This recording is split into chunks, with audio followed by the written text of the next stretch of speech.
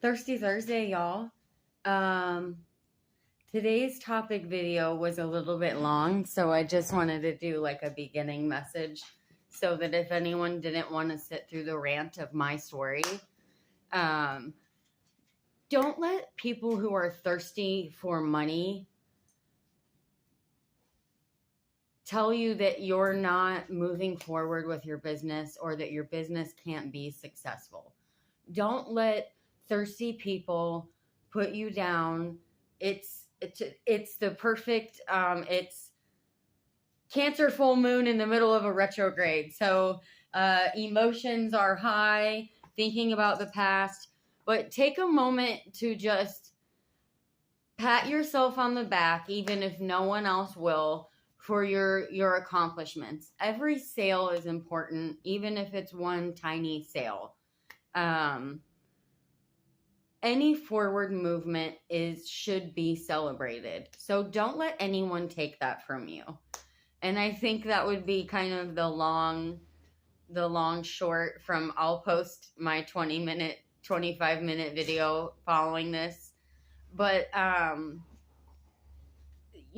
if anyone doesn't want to sit through my story, I get sidebarred. Then I went into religion at the end. And so I understand if no one wants to sit through that. So just keep going, as always, keep going. But it's my story about setbacks that are sometimes completely out of your control. So, unless you have a bunch of backers right off the bat, people willing to throw money into your business, you're going to have to bootstrap it. Most people don't even know what that means. So, if you have a dream or a new venture, it doesn't happen overnight. It could take years to grow if you're putting all your own extra money in it from your jobs that you've had. So slow and steady can win the race, but sometimes you'll have setbacks, and so don't feel bad about that. Thirsty Thursday. I'll smash this in between the videos. Someone said to me the other day, well, I guess I don't know what kind of business you're trying to open. No. Nay. I'm officially registered as an LLC, so I officially own a business. Just because someone else doesn't see it as profitable doesn't take away from me owning a business. So I think that's the most beautiful thing. So I own a domain name. I am officially registered as an LLC. It's the middle of winter and I literally just started. Most businesses, if you do take out a loan, you know what they say? You should have enough money to keep your doors open for the first year at least. And many of them don't make profit until the third year. So you are not failing. You are not failing. And if you've taken your idea into an LLC, congratulations. Congratulations. I hear you, and I will say congratulations to you. Now I will attach my rant video about a little bit about the history of some of my businesses, because I've had more than one, but this is officially LLC. Now, that being said, Mr. Taxman, I did file as self-employed and I did claim all that money. So I haven't, I just didn't officially LLC myself yet, Now I'm officially an LLC, so no one can take that away from me. I am a business owner. And I did it a month before the New Year's. And so, yeah, hopefully this year we'll make some money. I know we'll make some money this year. So, thanks, guys. Keep going. Thirsty Thursday, everyone. Special guest, Miss Thistle. This is my parking lot Chihuahua that I bought at the Menards. I was at the Menards one day. And we're going to do a little bit of Dear Diary. Today, I would actually like to tell a little bit of my story because some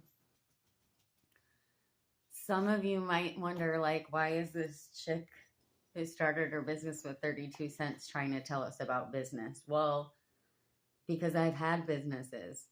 And so I think failure, actually, I'm not even going to call it failure, setbacks, life's setbacks. Life will throw you a wrench that you can't, that sometimes like isn't your fault and there's nothing you can do about it. And it's like when a tornado comes through and tears down your house or your business or, you know, so where I might seem like a fool, I'm actually sort of an expert, right? First of all, I'm going to tell you a lot of millionaires have filed bankruptcy at some point in their businesses. And I feel like since I said wrench, I don't know, have I ever shown off my wrench tattoo? Okay, she is a handy ma'am. So if you're here for tarot, I have a great masculine, feminine, balance. And there's my shovel. I'm not sure how we went into showing off tattoos, and my paintbrush. So all the best entrepreneurs have been fired from jobs. They've walked off jobs. They've quit jobs. I have debt, and actually a lawyer that called me on the phone one day, like as his service to like offer me a service. I talked to the guy for a while. At first I yelled at him. But luckily for me, he used to be an abuse counselor. And so he stopped for a moment, listened to me, and I bet I talked to this man for an hour. I called him a year later and talked to him for an hour and again. And he goes, "Of course I remember you. You're the idea girl." And so he was the most motivating stranger I never met. And he said, first of all, he told me not to give anyone any of my money, to keep a roof over my head for me and my son. And that someday, the amounts of money that I owe are so small, but when you're barely making it, it seems so overwhelming and you can't get ahead of it. So his lawyer advice was, don't pay him anything. They're not going to really come after you till you have any real money. And so then you'll have the money to pay it and it won't even matter to you. And I was like, that's beautiful. I don't have like 20 grand in credit card debt or anything like that. In fact, my student loans are only like 20 grand. I went to business school. So I went to school for entrepreneurship, small business startups, business accounting, business law. The program I took was without all those other fluffer 4-year degree classes. I mean, it was streamlined in everything I need to know to run my own business. So, so that's why I sit here and I tell you guys to keep going. And here's what I'm going to tell you. I've lost everything. And people, I'm going to try really hard not to get upset too. But I've even had a friend of mine who I've known for years, and I used to work with him when I made prescription glasses. And I think he came to this house.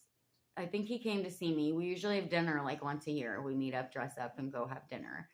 And he says, how do you still smile after all that you've been through? And I guess I'm relentless. I refuse to give up. But here's what I'm going to tell you, what is heartbreaking, and that's what makes me talk to you guys about this, because it is actually heartbreaking. And I'm not going to call any individuals out, but here's what I'm going to tell you. I work construction, hardcore construction. This will quit. When my son was 2, I drove 73 miles down to the city, dropped my son off at daycare, put in 8 to 12 hours, picked him up, and drove back. while raising this 2-year-old on my own, my beautiful son. No regrets there. So I'm just trying to set the scene that, again, I hate when we peg ourselves as the single mother. It just feels so poverty mindset to me, you know? Nope, I'm a super mom, because I'm a mom and a dad. And, but I'm just setting the scene that, like, I don't get any help, and that there's, I got one family member. I got my mom that babysits, and that's it.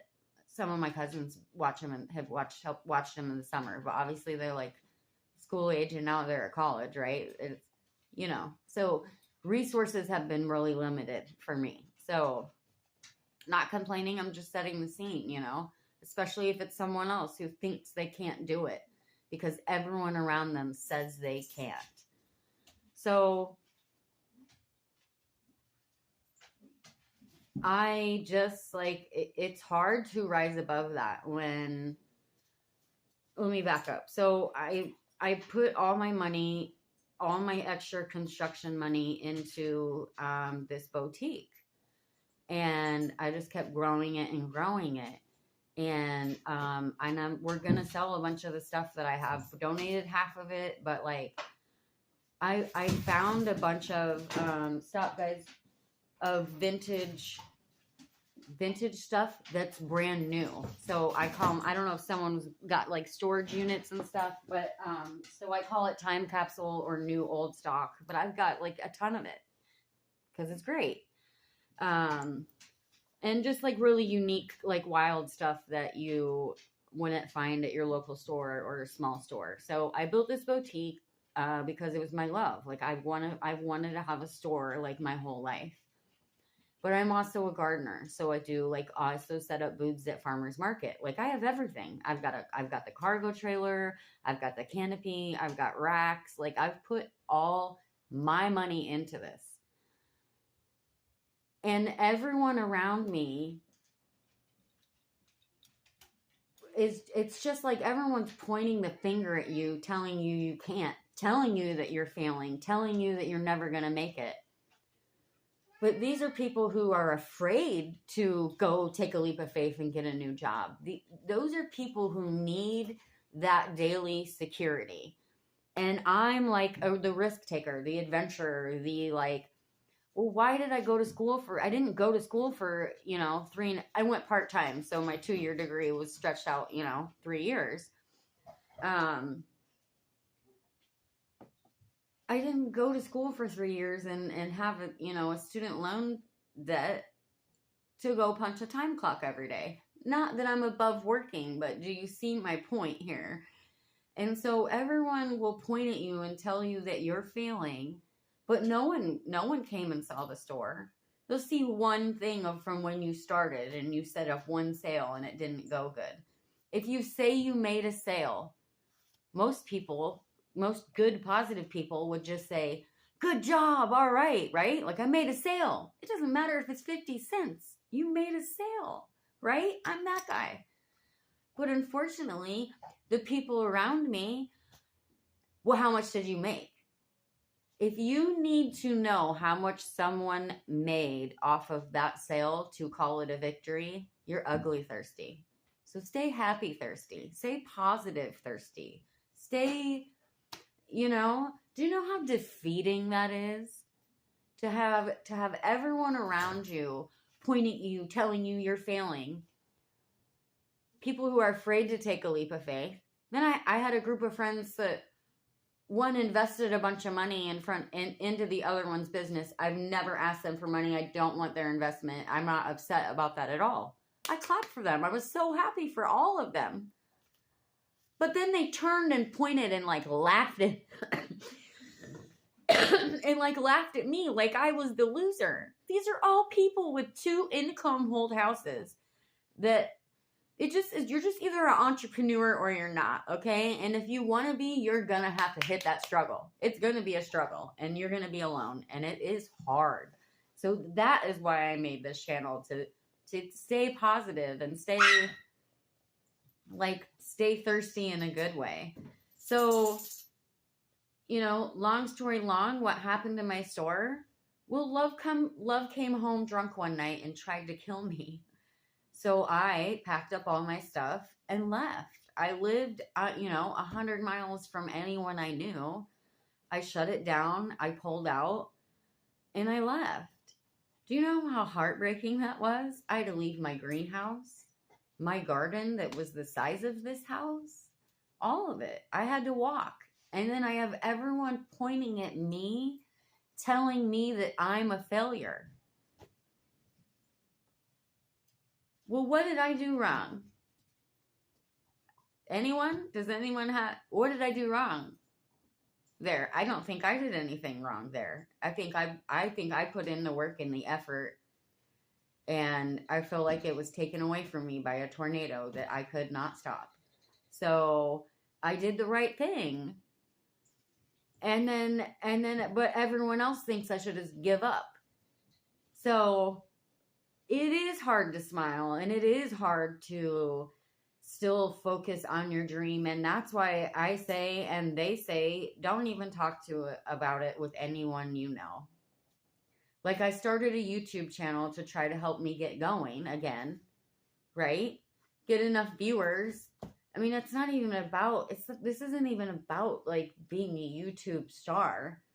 The point is education, for one, education on teaching other people how to grow food. Like, that is near and dear to my soul. Number two, well, there's 1,000 Etsy shops, right? So how do I get you to mine? Well, maybe you find me on YouTube and then you go find my Etsy shop.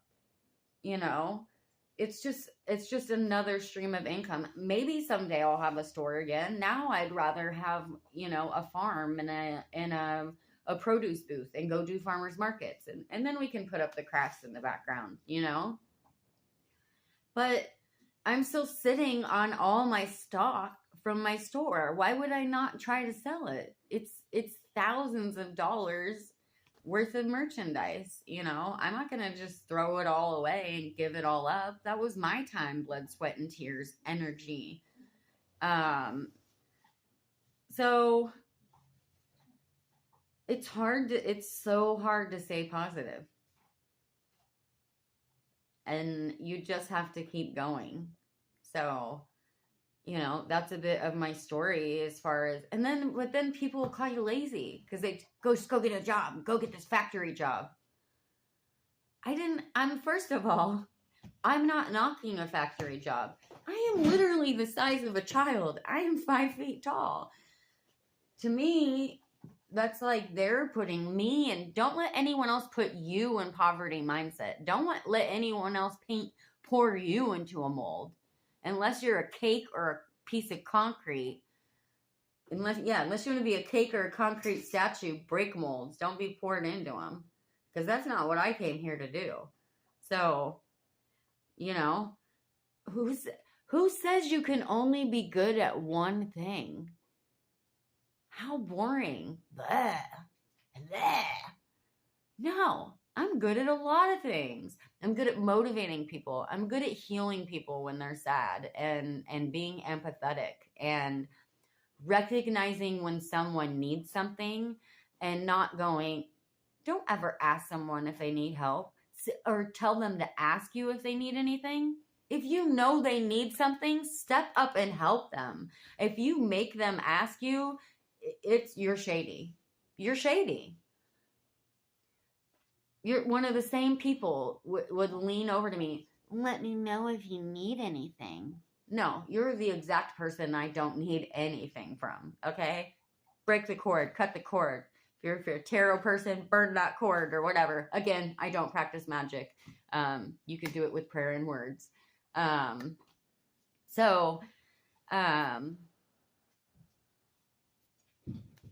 Of course I sell candles and stuff and make candles and I make little boxes. I've been making little boxes for people that do burn candles and stuff. That doesn't bother me a bit.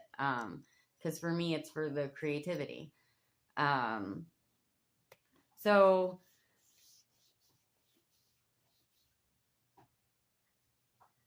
just, stay thirsty for your dream and don't let ugly, thirsty people kill it for you, or kill your spirit, or paint you.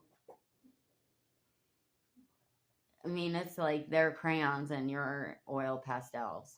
Okay? Just know that. They're crayons, they're coloring outside the lines, and you're a beautiful color pastel. Because it's the simple people who are afraid to take risks or jealous or whatever. I don't think I'm anything to be jealous of because I stay in my own lane at this point. But don't let them deter you from your goals and your dreams or whoever you're trying to be. Again, it can be a life path, it can be spirituality, it can be Christianity, it can be anything, a career, a new job, a new business idea. Like, don't let anyone tell you who you are at all. So I've probably rambled enough. I just wanted to tell a bit of my story, and that was probably my dear diary for the day. I'm not going to feel bad if I don't get written in it any day. We were a little forced the other day, so but I think it's an important lesson, and I think there was something to that for me starting this channel when my friend said, "How do you smile? How do you keep smiling? Like, how do you keep going after all that you've been through?" Well, just sometimes you got to play the. I don't even play poker, but sometimes you got to play the cards that are in your hand. You don't have any other choice. So, know that you're not lazy. Know that you're not failing because they don't know anything about business, because they didn't even go to college, and so they don't even know how it works, but they're the first ones to give you your opinion and tell you that you're a failure, you're lazy, or your idea is crazy. Because I'm going to tell you, we wouldn't have a lot of the technology that we have today, or this phone, or any of that. I mean, Tesla was nuts. Elon Musk is nuts. I used to joke that I was his future sixth ex-wife, and I'm like, it's not even funny anymore. Actually, I have a lot of admiration for that guy, but at the same time, sometimes I'd like to reach through my phone and just slap the shit out of him, because I'm like, I don't think he realizes, like, he gets it, but he doesn't get it, that the whole world is watching him, and with great power comes great responsibility, and when you do crazy shit, you're setting a weird example for the youth. So still think he's fabulous and intelligent. Actually, like, some of my favorite clothes are like weird. One of our grocery stores has clothing inside of it, and so like his mom is the model for like the clothes that I buy, and they're not even expensive. It's like $30 for a sweater, but you know me, I wait till they go on clearance, and I'm pulling them for like 5 or 7. So we'll do a sewing tutorial, and one of my favorite white ones has a little hole in it, so I'll do a sewing a sewing tutorial on that. Yeah, hashtag Elon Musk. If you see this, drop a 2 million in the Cash App. My 99 Escalade is gonna break down. Can we get a Tesla truck?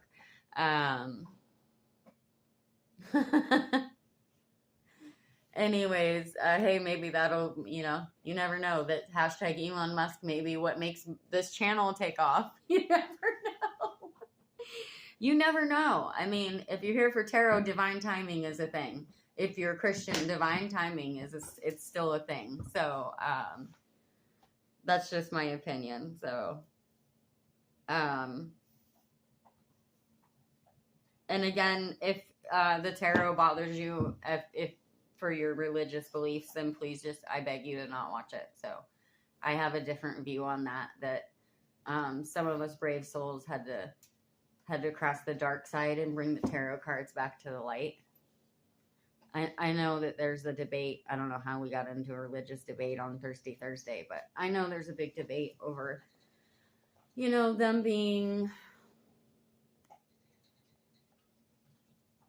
anti-Christian or demonic, but I feel like it's more, I I only watch readers that talk about God, though. I've never seen a Christian or a non-Christian tarot card reader. I'm sure they're out there. I mean, I think one I watch maybe is Wiccan, but 90% of the ones I watch actually talk about God.